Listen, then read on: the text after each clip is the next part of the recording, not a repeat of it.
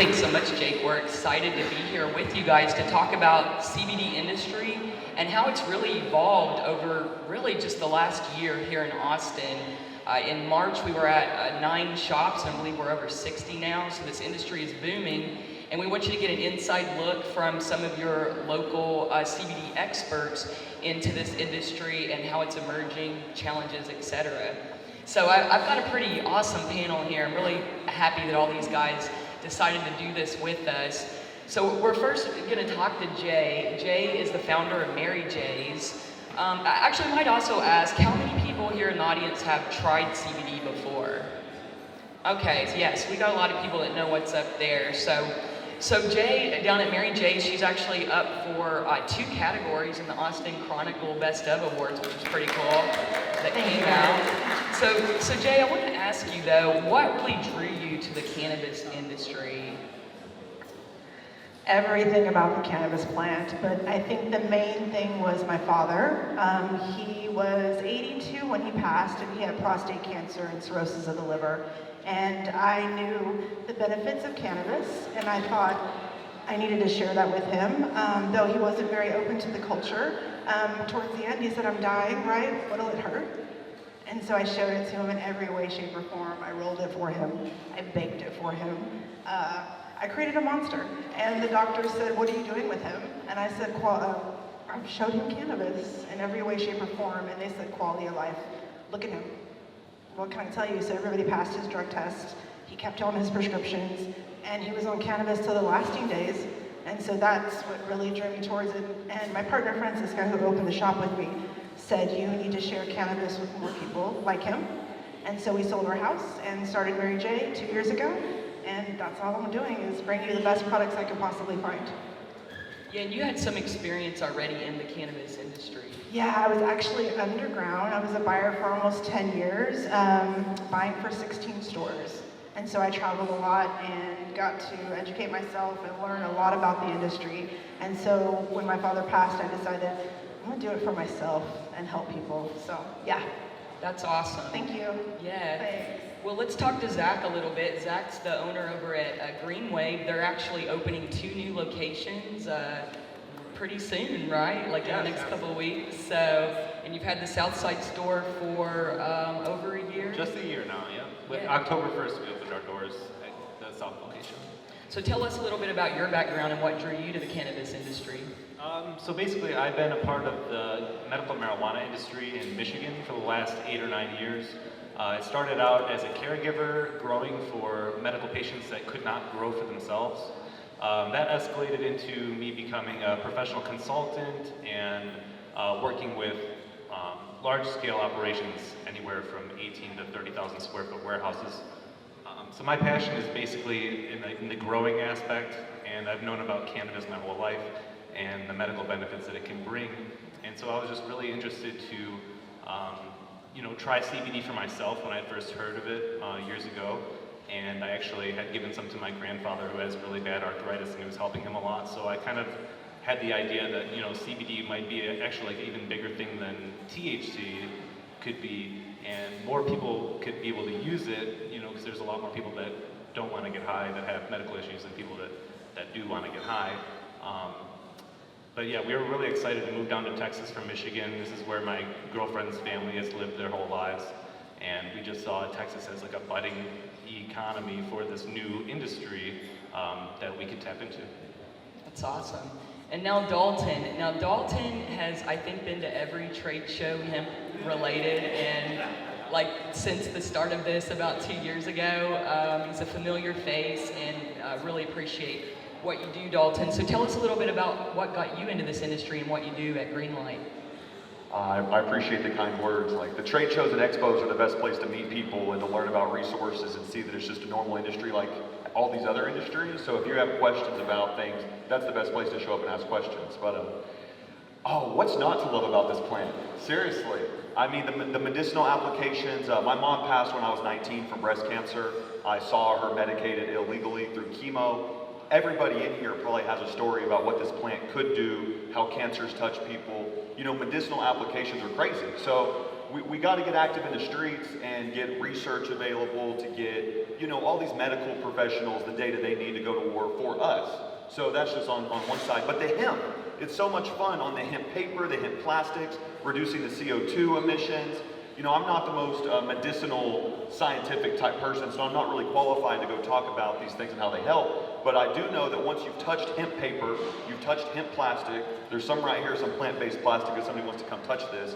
You know, once you touch it, it's like, okay, we can do better. From the water bottles we drink, from what's in our air, it's a part of a bigger green revolution that's going underway. I love full plant medicine, from the medicine and, you know, the industrial side, but that's what's got me into this full time, is the low THC cannabis and trying to do it for the planet.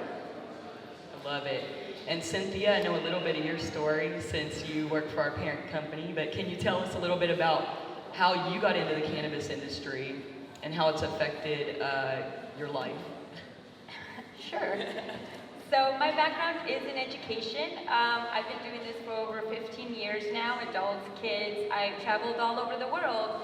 And by doing so, that's how I actually got into cannabis, experiencing it through different cultures, for different purposes, whether it be religious purposes, recreational purpose, medicinal purposes. And I've definitely got to experience the culture difference between what we thought of in the United States versus everywhere else.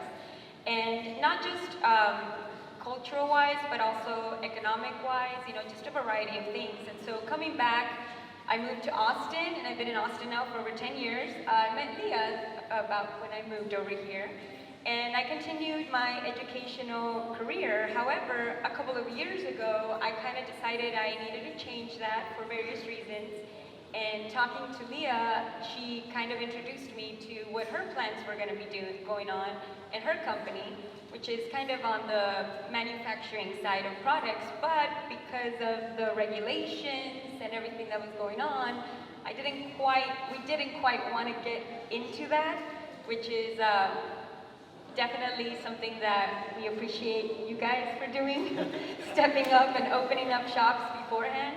So doing a bunch of research, again, focusing on education, I realized that we needed to educate ourselves, and especially because a lot of the products and people that we met in the industry who were supposed to be, you know, a shop owner that had the product and could answer a question really couldn't.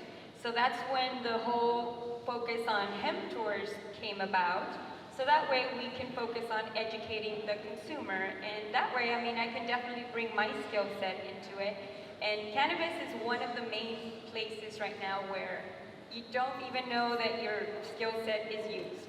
There's almost a need for it in every single way, shape, or form. So this is something that, you know, we definitely want to share with everyone. So hopefully we see you on a hemp tour one day. See it. And do you want to tell them a little bit about what your mom thought about our business?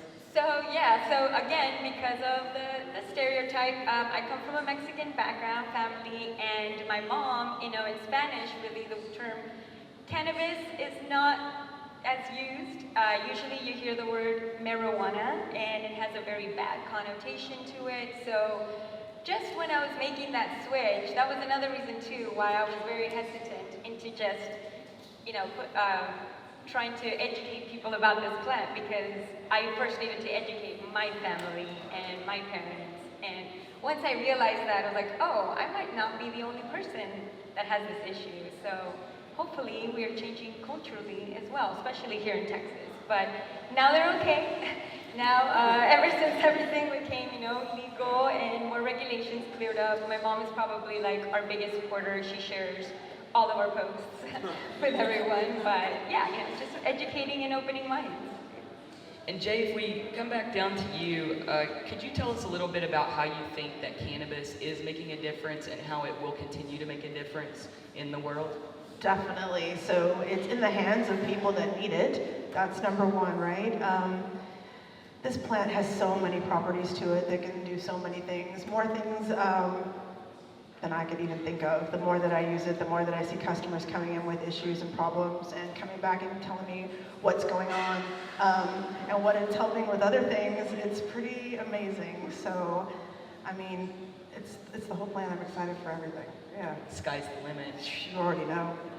And Zach, what are your thoughts on that, and maybe some of the other cannabinoids as well? What's happening with some of that? So yeah, there's still more research being done, obviously, on the other cannabinoids. But what we've known, and what we've been seeing in store at least, is that we're having customers come to us looking for more products with CBN and CBG for different various reasons. CBN for sleep and things like that. But people are really learning more and more about the full spectrum and the way that the cannabinoids work and with the terpenes and how that affects your body differently than if you're just taking the cannabinoids on their own. So really, we're seeing an expansion in user knowledge, I guess, because there's been more and more information getting out there, and that's obviously because of the growth of the industry itself, I guess. Dalton, what do you think? How's cannabis going to change the world? Oh, that's a loaded question. It's fun. I guess it depends on how much mankind lets it. Opening up the regulations, doing what's right with, a lot of people don't like federal legalization talk, but everybody needs to be focused on that right now because we're not even at a point of interstate commerce, we're not at a point for global transfer. The whole world's sick. This isn't just an Austin thing, it's not a Texas thing. This is a global conversation happening simultaneously that the internet proves in different continents and different countries. So I'm dreaming of a world that's completely plant-based. I want Charmin to be using hemp paper on toilet paper. Until that's happened, I think there's a lot of work that needs to go be done. But, building materials, there's not a lot of society things that we consume that this plant can't help with. So hopefully that's where we're at. Who knows though? Especially in building materials, generally it's been a slow adopter because of the price point of new technology, but the hempcrete is at such a great price point. We're actually seeing traction in the market for some of these construction materials, which I think is exciting for sure. Well, there's a lot too, like a lot of the trash, people can use all different parts of the plant. So whether it's post-extracted or whether it's trash, a lot of states make laws to where after it's extracted, you have to go turn it in, or if it's hot, turn it in. These plants can be used for other things. So it's like people joke about it being like the buffalo. So if there's a large amount of hemp, somebody can find some use for it, even if it's for free.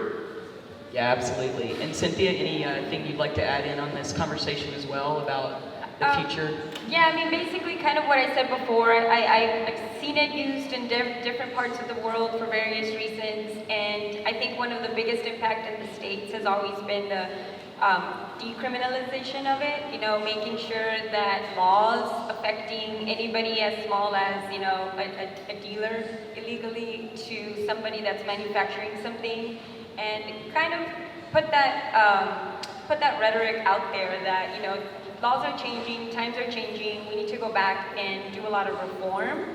So once that happens as well, I believe it'll be more acceptable in our full society. And coming back to you, Jay, this industry, a lot of people want to jump in it with 2 feet very quick, because we hear it's kind of like the gold rush right now, but we know there are definitely challenges that retailers face. Could you touch on maybe some of the challenges that you've had being a retailer in this industry? We've had many.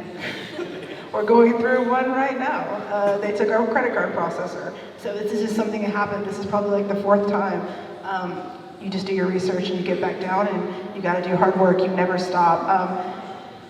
From law enforcement to credit card processors to banking, there's tons and tons. But for us, I think the number one thing is banking.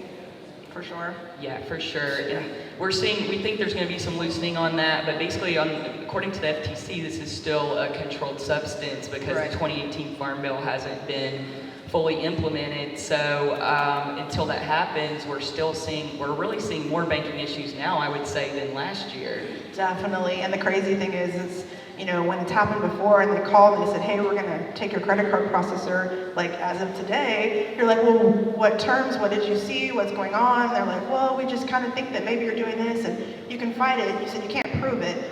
Well, this time around they said, it looks like you're selling CBD and it's, the town likes you. You got some good reviews and it looks like you got good products, but we can't have you guys on our credit card processor. So they were like, great job, but we can't deal with you. So. But somebody else will, so on to the next one. Yeah, that's it. I'd seen the joke that you haven't made it until your bank account gets shut down overnight. So, that's the truth out here. And maybe your Instagram too, right? It just disappears. You search it, it's just not there, And Zach, do you have any comments on that as well? Kind of similar issues? Yeah, no, we've definitely had similar issues for sure. For the last year that we've been open, I think we've switched credit card processors like 4 times. You know, I had a Bank of America bank account originally. They shut me down because they had realized I was selling CBD products, which I do think a lot of those issues are kind of solving themselves. Maybe we can talk after this because I just got new processing and banking services in Austin. Yeah, okay, so maybe we're talking to the same people, yeah. So that's a good thing. So another issue that we've had, issues with like environmentally friendly packaging. That's a huge issue in the cannabis industry. You know, sometimes we're at an odds. We're like, you know, what do? You can only do so much. You know, when you're selling certain products, you just have to package them in a certain way, and it's not always going to be able to be recycled. But I am looking forward to the new hemp plastics and things like that that people will be able to use in the future. Another issue that we've come across is obviously the restrictions on THC content. THC is super beneficial to be in the products, and I'm glad that it's not at 0%. But you know, growers and extractors are having a really hard time with sending out their raw products because most of them are coming out at around 2%, 1% THC. And there's ways to get it under that by liquid chromatography and things like that, but it's such a tedious process. And you know, the plants that they're growing, they're not marijuana plants with high THC content at all. They're just high CBD plants with low THC, just like they're supposed to. But you know, just these 0.3% rules are really putting a hinder on a lot of people's products, especially mine when I have to manufacture my products. And just to get to that fine 0.3 line after the manufacturing is over with, it's kind of difficult to do in some situations. Yeah, for sure. It kind of goes back to what some of the farmers have said as well, that, you know, it's sort of difficult to regulate a plant. Like in a field, if the end product was regulated, that would make a lot of sense, but, and you know, that's not the state of Texas, that's USDA, and just some of the deals that were made for us to get to this point. So maybe in the future we'll see the plant be able to grow by itself without hindrance. I actually did see somewhere, and actually, forgive me for forgetting the reference, but I read somewhere that, I forget which country this is, they're going to be implementing like a 1% rule for the amount of THC allowed in the plants, and I really hope that the United States takes a look at that and thinks about adopting the same rule.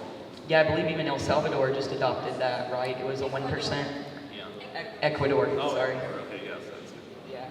And Cynthia, maybe we could go to you and sort of get into a little bit of the misconceptions people have about CBD. If you could talk about maybe some things we've encountered on the tour and Yes.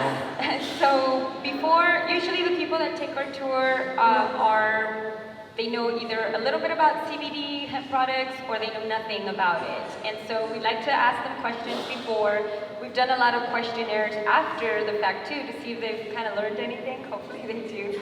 But yeah, the primary thing is that everybody thinks it's either a miracle substance that's going to fix the world or fix you, or it's the opposite. It's like the snake oil of cannabinoids, you know, it really doesn't do anything to you, it's just a big hype. So that is a drastic, those are drastic numbers that we definitely see about people, and so we definitely have to explain to everybody that CBD is just one part, it's just a part of the plant, the cannabinoid part. Also, CBD doesn't get you high, you know, that's why the THC is the one that's being regulated, not the CBD content, because that's the actual psychoactive portion of it. And then after that, it's the dosage, you know, how do I take this product that's in an edible form? It's in a bathtub, a bath bomb in your bathtub. Yes, don't take bath water. sounds amazing. Yeah. In your drink, and you know, there's just so many variety of ways, and so that's probably the biggest thing, is that learning what it is, how it can help you, and the dosing, you know, how it can benefit you. It's definitely going to help you, but it's not, again, the miracle drug that's just going to fix it all, depending on your illness. Do you guys, Jay or Zach, have anything to add into that as well, and some misconceptions you see additionally? I was going to agree with her. A lot of people come in, they're like, I don't want to get high.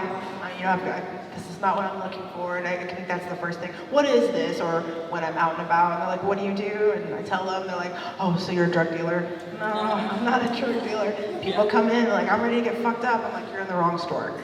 Right? It's, so a lot of that misconception for sure. Yeah, I think we see some questions that people have, like, I've heard a lot, especially recently, like, oh, isn't that just snake oil? And I think that's a shame. And generally their experience has been like, oh, I had a gummy and nothing happened. And we're like, just so many comments to say after that of like, so 5 milligrams, maybe if it didn't evaporate out that you got in this product, like that's a recreational use. That product is designed to sort of mimic like the Colorado cannabis experience, but without the high. So you're not going to get a lot from that. Whereas, if there's something like your back pain, it's going to be a higher milligram that you're going to need for that. Yeah, so I think Cynthia did hit on a lot of good points, but I just wanted to also point out the fact that, I'm sorry, I think it's blanked out, I'm sorry. No, that's no worries. Yeah, just we were talking about some misconceptions, that people have about CBD. So yeah, no, the misconceptions are numerous, but mostly the fact that people are definitely worried about getting high with the products. They never know how much to take. And also a lot of people get discouraged when they take CBD products, sometimes because of the dosing issue. They may start with a dose and take it a few times, and then if they don't feel the effects from it in those few days, they may put it down and then forget about CBD use forever. But it's actually a great thing a lot of companies are doing, offering like 30-day trial periods or things like that, so people can get an idea for how to take it and know that it works better when you build it up in your system. So offering that 30 days of trial, basically, telling the people, take it every day, allow it to build up in your system, and then after that, maybe determine how you feel, instead of just taking it for a few days and throwing it out if you didn't feel anything after that.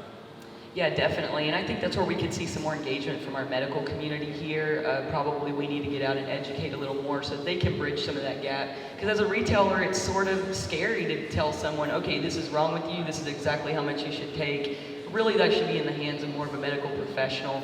And that being said, I usually just tell people, well, ask your doctor. And in general, here, the doctors have a lot of positive things to say. Have you guys as well experienced that? We have doctors that come in and shop with us. And they say, I can tell when they come in because they have the certain questions that they have. And so at the end of the conversation, they're like, all right, I like you. I like what you're doing. I like the stuff that you're carrying. I'm going to send people your way. I am a doctor. So we get a lot of those people that come in. They're not educated on it. We're not educated on it. It's all about being in it. You guys think that, all the stuff that we have in our shop, it took us probably hundreds of products till we found like that one lotion that for pain that I really, really liked. There was tons that I didn't feel anything. There were some that, okay, this had a little bit more in it, the price point's better for the customer on this. So it's all about researching. I've tried so many things, and literally all of us right now could take one gummy and it'll be different for all of us. Extremely different. On the doctor side, with the limited expansion that we do have with no THC, I know it's an issue, but if you look into our teacup program, it's expanded now. So a lot of specialists, oncologists, a lot of different type of specialty doctors can now recommend, prescribe cannabis, low THC cannabis. So it's in bounds to talk to your doctor now. And the more of us that talk to more of our doctors, the quicker they'll get it together and learn it. The continuing education, we need them going in there learning so they can come back and defend us. That's a great point. Yeah, vets as well. They had a little bit of an issue because it has to, I forget the exact acronym, but there's like a program they have to follow that basically kept them from being able to even speak about CBD for a long time, that I think has just recently lifted. So yeah, it's just all about education, isn't it? So I want to get to a little bit of a controversial subject maybe, is opinions on full spectrum, broad spectrum, and isolate. And maybe we also kind of get into explaining a little bit what the differences are. Yeah. I like them all. I like all of it. We carry all three, and the reason being, I do have people that come in that drug test for work or other things, and it's the first thing we ask them, do you drug test? Because I don't want to show you products where I know that you can't take them. So isolate, a lot of people argue it doesn't have the full cannabinoid profile. Y'all, it's helped me so much with pain. I have a lot of plantar and nerve issue, and honestly, isolate is a lot of times I go for that. I do use the full plant in every way, shape, and form, but the isolate, it just really does well for my pain, and I felt like that really helped my father too. So the isolate is where they extract, and there is no THC. It is just CBD, and that is it. It's one of my favorites for sure. Zach, how about you? So we really believe in the full spectrum product at our store. Just the way that all the different cannabinoids and terpenes work together synergistically. We found through the last year, that those products have been more effective for our customers. We do offer isolate products as well for those that get drug tested. We kind of have been weary about the broad spectrum a little bit, just because there are other cannabinoids in there, and they do claim that there isn't any THC, but that is not always the case. Sometimes it's the case where a testing company has a threshold of 0.2%, and the THC content might be 0.15%, and the test results will show LOQ, which means that the test was not able to read the amount of THC that is in the product. But that shows somebody, like an end user, like, oh wait, there might be no THC in this because it says LOQ or 0 or whatever.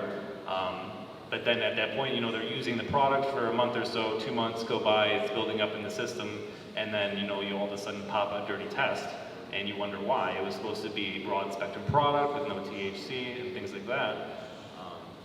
And that's kind of one of the reasons why we've been kind of steering away and just using either like an isolate or a full spectrum and kind of just guiding the customer one way or the other. And broad spectrum's almost become like a catchword for everything, like isolate with terpenes, we extracted the THC, we did this other weird extraction process, so it's just sort of like so broad, I guess. Officer, this is just broad spectrum, it's fine. Yeah. Are we allowed to answer questions? Yeah.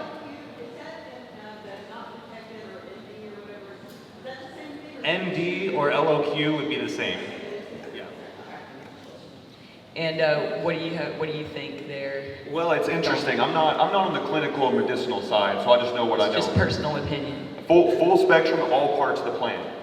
Once you realize that this government in 2015, Texas government said that it helped kids with intractable epilepsy, full medicinal value, we can't limit any part of the plant. So parts of the plant might not be for you, but until all this research is conclusive, it would be negligent to not think the whole plant's therapeutic.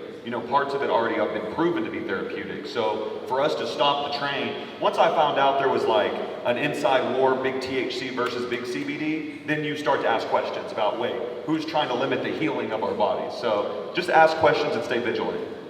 And Cynthia, what's your opinion on this subject? I'm going to agree with Dalton that definitely full spectrum is going to be my choice all the time. But in part of educating people, we just let them know all the options, what's out there, and then you just kind of have to make a choice, depending on what's your lifestyle, how you want to proceed with a certain product. Some products are made better with full spectrum products. Some products are made better with isolate. So it's just a big difference personally, but full plant all the way. I like to compare it to, like a multivitamin or, like a really strong vitamin C. If you're getting sick, you're going to take the potent vitamin C. So for certain things, the isolate, can really get you there for a good price point. But of course, for overall general wellness, you're going to take a multivitamin, kind of like you'd use a full spectrum, in my humble opinion. So let's kind of talk about the industry and what we see in Texas. As we mentioned, we've really had a pretty big boom here over the last year to 2 years, and we see a lot of outside Texas companies sort of chomping at the bit to get in here as well. So what do you think the industry, how do you think it will evolve over the next, say, 3 to 5 years? And also maybe would you like it to evolve? I would like it to be more available for everyone, CBD and the THC side. We're going to see a lot more out-of-state players coming in. We have a lot of them come by the shop and they ask, what corporation is this? Who do I get a hold of? But we're going to start seeing a lot of outside players, so as long as all of us here stick together, I think we'll be able to push through this. But I would like to see more of the terps, different THC, the CBN, CBG. I want to see more products in that, and I want to see that be available to people, the people that need it. Zach, how about you?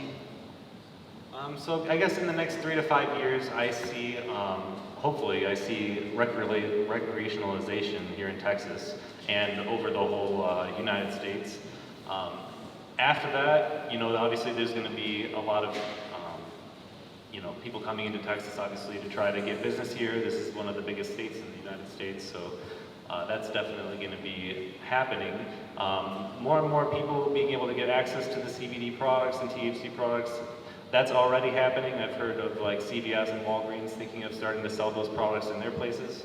One beautiful thing about like the local retail shops is that people can come in and ask questions, you know, and that's one of the great benefits that we have in our stores. But also I see more and more people looking for less of like the food items and like the soaps and novelty items and more looking for the general wellness items in terms of like how it's going to be effective. Yeah, and that's about it. Yeah, we even just saw HEB, I guess, just put up a sign in San Antonio that they're going to be selling. But I think that's a great point that you made, because there's such a lack of education to the consumer about this product that, you know, if you're a seasoned CBD user, maybe perhaps buying at a place like that, you'd be able to pick out a good product. But in general, especially if you've never tried CBD before, limitedly, you want an expert there to guide you, such as one of members of your staff that are very well trained. And Dalton, how do you see this emerge as Texas as a whole as well? Because you're from Dallas, so you kind of have an eye on outside of just our market. Oh, this is loaded, because it could go a couple different ways right now on the 3 to 5 year mark. A lot of people think Texas is behind. On the farming side, they wouldn't be wrong. A lot of people think Texas might be down and out, but at all of these national trade expos, when people know you're from Texas, or I've met so many Texans in businesses from other states. I see a couple out here in the crowd right now that know how to use labs, know how to build businesses, and really what I can say is Texas is far behind, but once the USDA rolls out the playing rules for all of us, Texas is about to be a hub. All the manufacturing, all of the processing, growing hemp is just one thing. Knowing how to turn hemp into a viable product is another thing. People have hemp that's on the conveyor belt trying to get processed, and if you don't know the processor, your hemp's not going to get it. So it's all about building relationships with the supply chain, and Texas is set to have one of the most dominant hemp supply chains that can feed the world, global. You know, in my opinion, it goes all of these laboratories of democracy in these different states. We get the final rules in Texas. Once Texas has it, it's global. So people that are trying to build a CBD store, or people that are trying to get a product, if you work with the federal legalization guidelines on the certified facilities and the ISO certifications, you'll be able to build a global business from Texas. You show up in a random country and you say, I have an American-based CBD company. They say, okay, who cares? But you say, I have a Texas-branded CBD strain that was grown and processed in Texas, and I'd like to put it in your country. You know, that's a different conversation you're having with the customs people. So, not trying to get myself hyped up, but I see this being a global thing. And once Texas is out the box, it's the big secret in the room. Okay, we want to work with the people. We want to work with everybody. But for the people who've been talking shit about Texas for the last 3 years of, oh, y'all will never get it together. Well, we've been waiting on the regulations, and once they lift the floodgates for the Texas agriculture power, this is economic development. You know, the chief executive of the state, Governor Abbott, said behind the closed doors, this isn't retail, this is not agricultural, this is economic development. So it's for the whole state, it's for rural areas. The Texas farmer suicide rate is up. You know, we either save our way of living and protect the farmers, or we're about to be living in a synthetic environment in the next 5 years. Yeah, I think it was really exciting. We've been to a few of the Hemp Industry Association meetings where the farmers were there, and I know you have as well, Dalton. And it's like the excitement in the room is crazy, and it's all like, you know, older people in cowboy hats and starched wranglers that are so ready to grow this plant that it's amazing to see that where we've come in just a few years.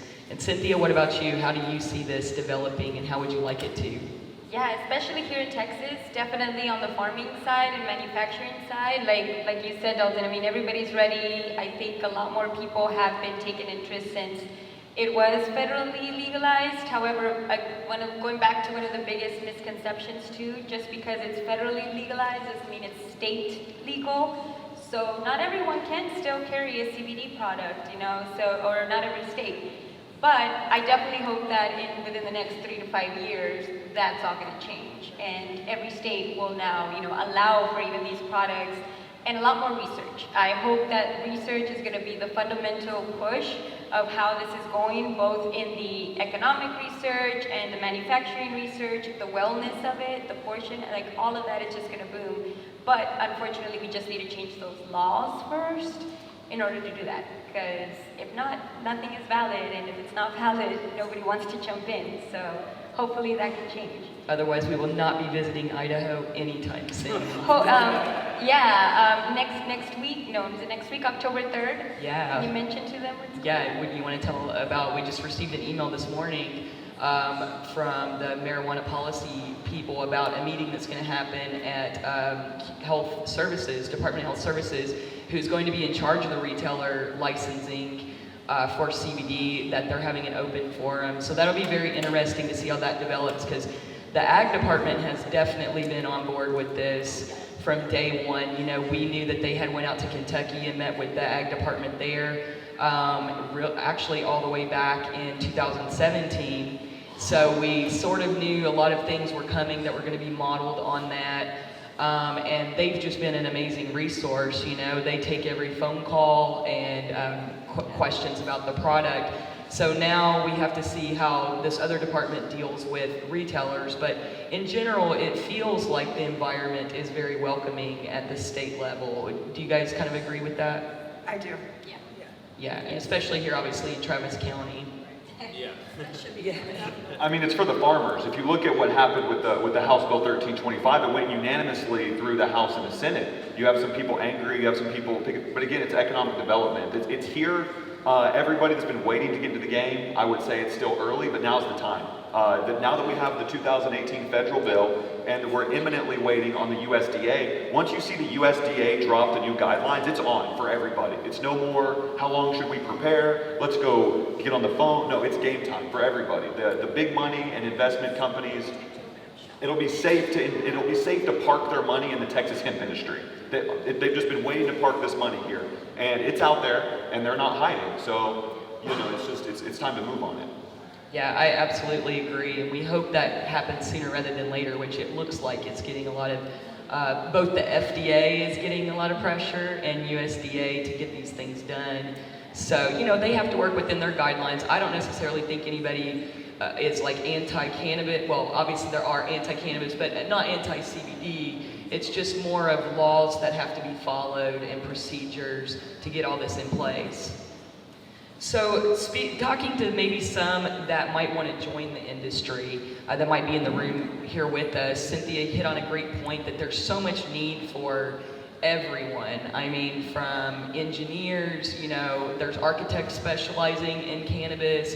All of these things are going to open up as the laws open up here.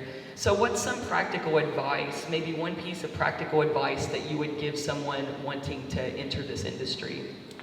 Definitely enter it with your passion, meaning make sure that what you're going to be doing is not something that you left your job that you hated for to do that in this other industry. It's definitely something that you need to utilize your skills, and it doesn't have to be straight to retail too. Keep an open mind. Hemp Tours is not a retail. We do not sell products. We, in fact, are trying to educate consumers, educate businesses, put them together. And we're still having the same issues that retails are having. Yeah. We still get declined for banking and advertisement and all of that. So just keep an eye on the future of it, kind of follow a lot of the other states, see what other businesses are there, and see what isn't here. Because like we said, there's 1 in 60 right now, retails. I don't know if you want to jump in on that here in Austin. So just keep your mind open. Jay, let's go down to you, and what advice would you give for someone? Stay true to yourself. That is it. Stay true to yourself. Do what you believe in. If it's something you're passionate about, skincare, hell, if you love trimming, if you love designing, it is everywhere, open to everything. But stay true to yourself. That's all I can say. Zach, how about you? One piece of advice that I would give is probably to never stop doing your research. Basically, the industry is always evolving and changing, whether it be laws or the language of the laws or any of that. So the technology. So always continue to do your research. There's always more to learn. There's always somebody that knows more than you. So find a mentor maybe, or anything along those lines. But definitely keep researching. If you're a manufacturer, there's going to be research to be done in terms of all the restrictions and regulations. If you're a retailer, there's going to be research to be done on, just being a salesperson and things like that. Especially for me, I mean, I jumped into this business with no sales experience previously, and I just had to kind of learn as I go. Yeah, absolutely. And Dalton? I mean, this one's loaded. This is something I'm really passionate about, is trying to find ways for other people to enter the industry, because the more people enter the industry, the more we can kind of get it done.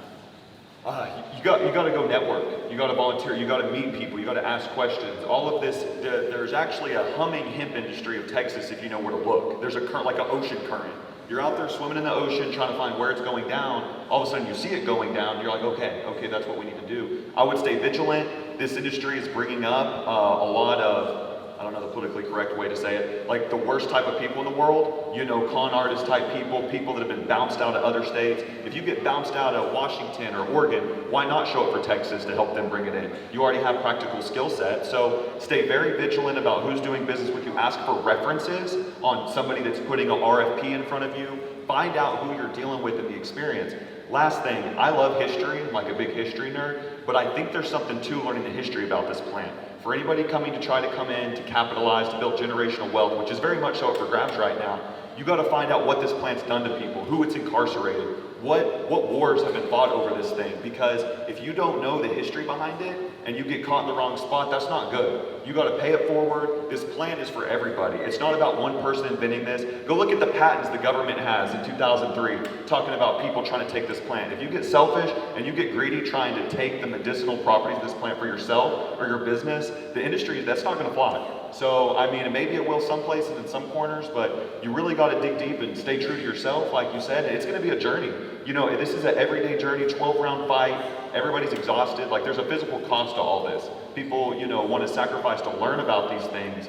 It takes a serious commitment. So have a good system, ask questions, and be ready to learn, because this is everybody's students 24/7.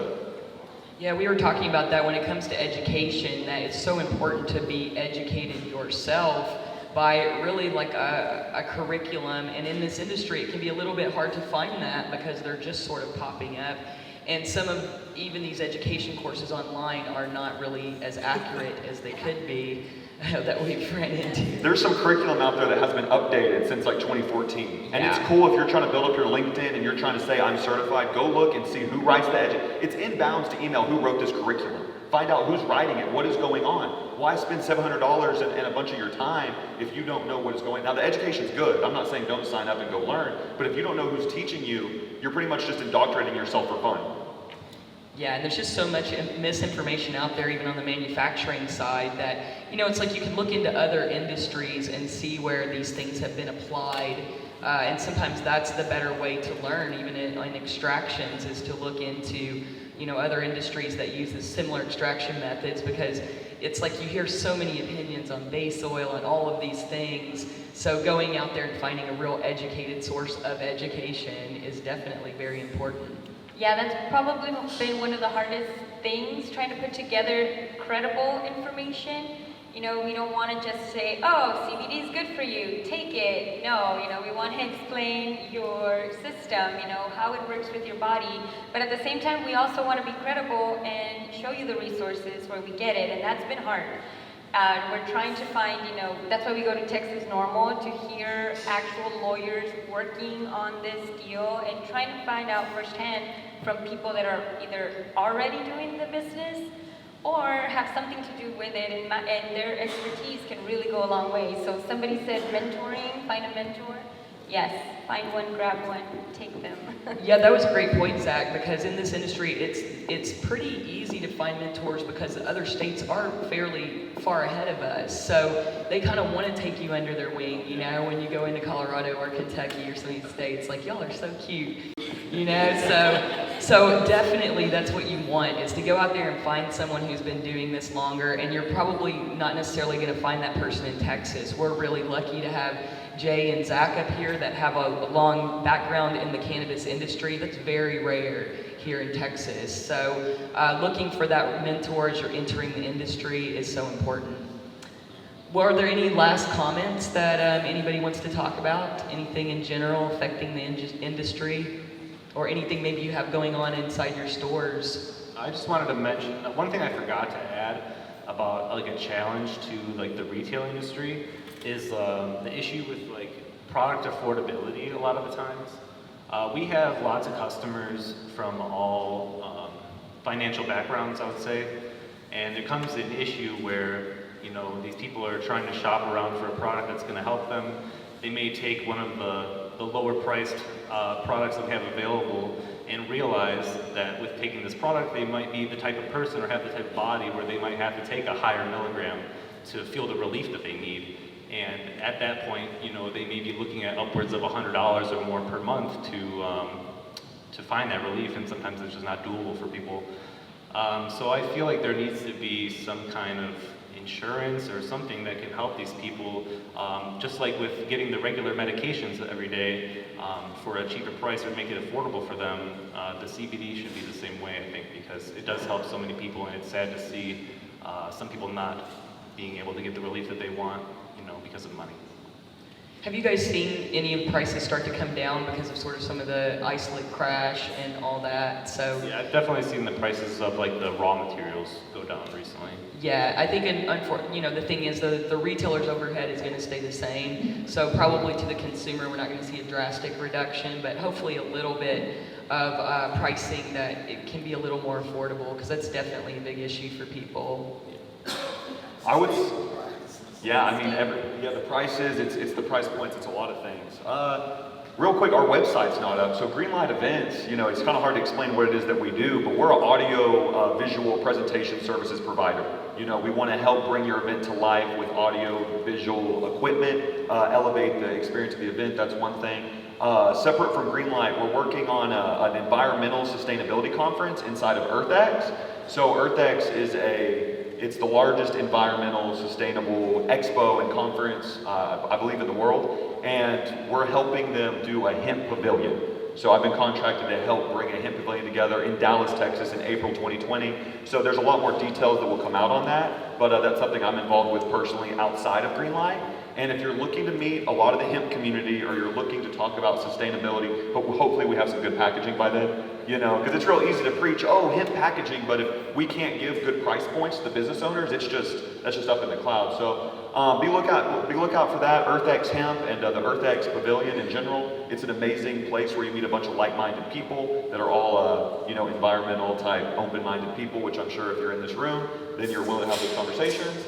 And don't be afraid to show up to any events. You know, Texas Normal is a good spot. Just look on meetup.com for anybody throwing cannabis events. Ask questions. If you're really interested, hit MJ BizCon in Vegas. You know, go hit a national trade show, walk around, and see that this is business as usual. This is normal. This is not, oh, Texas, whose grandma is going to find out. Like, nobody cares. These businesses are coming to Texas, whether we like it or not. And if you want to play a part in this, which I mean, I know I desperately do, show up, ask questions.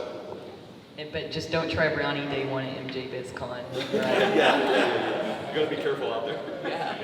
Watch the samples. I did want to invite everybody to MaryJae on October 27th from 6 to 9. We're going to be doing a 2-year anniversary, and there will be CBD samples for everyone. So if you're curious, never tried it, come by. We're doing a collab with Black Sheep Lodge with a drink with a CBD option or not. So come by, try it out, sample it. Definitely. That sounds amazing. It's going to be fun. Yeah, so we're actually having an event later tonight. The panel, all of us, I think most of us will be there. If you want to talk to us directly or anything, we're going to be at Lazy Days downtown from 4 o'clock and on. And basically, kind of sad news, Lazy Days will probably be closing up their shop. And I don't know if anybody knows about Lazy Days or has heard about it or been to it. Yeah, I know, it's a great spot, so try to check it out. Today will probably be their last day. San Jacinto and... Yes, on San Jack and San Jack. San Jacinto and 6th Street, yeah. 7th Street, yeah. So yeah, check us out. We'll have a little bit of, oh yeah, Lunar, local artists will be there too, so yeah. Yeah, and that's the Lazy Days of the franchise. They're staying open. It's just this one location. A little bit of, well, very sad news. Our office is located across the street, and we absolutely love the place. So, come out for their last night. We hope to send them out with a bang and a big flow of cash coming in on some drinks. But we will be hosting an open bar 4 to 5. So if in between sessions you want to check that out, that'd be really cool too. Kind of one of the first casualties of the local industry, so we hate to see that happen because we want this to be strong. And I think so far we've really seen that. On the tour, we require every retailer to have COAs. We require general liability insurance. We require them to have all natural ingredients in the samples that are provided. And we want them to really care about this industry. That's what we look for when we sign up a retailer to be a stop on the tour. And in general, we see that most retailers in Austin are all about all of those things. And I think that's a good sign. Very rarely do we walk in and meet like, what's a COA? It may have happened once or twice, but in general, people, and then that's where we're there to bridge that gap of this is why you need this. So we think that people are really, our local community is in it for the right reason, and that's why we are leading the way with so many shops. I think probably per square foot, San Antonio does a little bit more just because of their demographic. How many shops did you say that there was? There's over 60 now in Austin. These are dedicated CBD retailers. So this is not including food and beverage shops as well that also carry CBD. So. But I think for all of us, it's to keep the consumer education curve going like this. So as more shops are added, more consumers are added as well. It's going to be the key here. So when you hear your friends and family say like CBD snake oil, we need to ask them, well, what product did you try and why They need to go on the tour and try many products and then find out, and then they can do it. So yeah.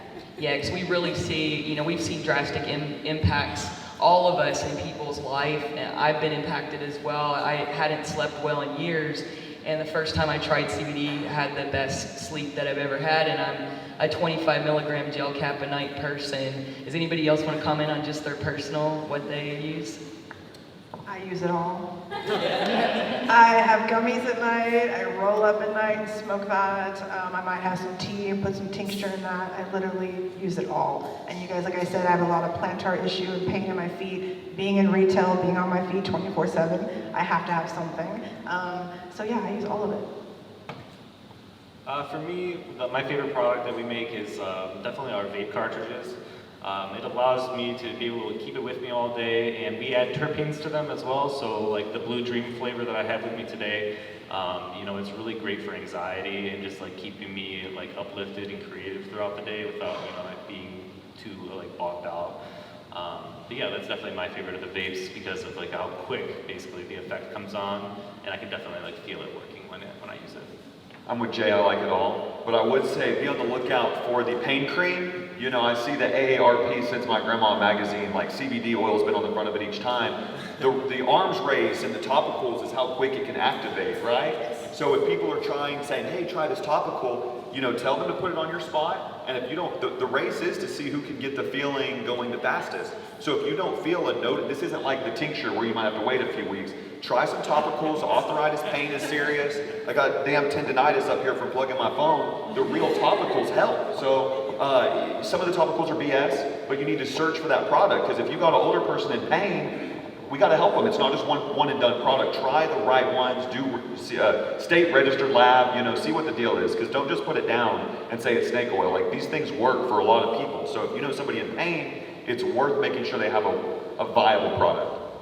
Yeah, and the nano-emulsification stuff is really fascinating, and the bioavailability on that, and especially in the topicals.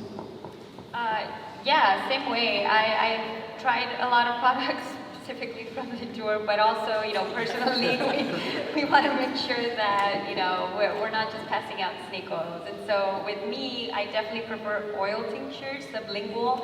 There are different ways. At the moment, nothing crazy is wrong with me, and so I don't necessarily feel that I need to take everything all the time. So it just, work for your body, but definitely for me, sublingual oils. Well, thank you guys so much for coming out to this panel. It's been awesome, inspiring, and educational. So, and we thank all of you very much for coming out to see our panel. And certainly if you have any questions, we're here to answer them after.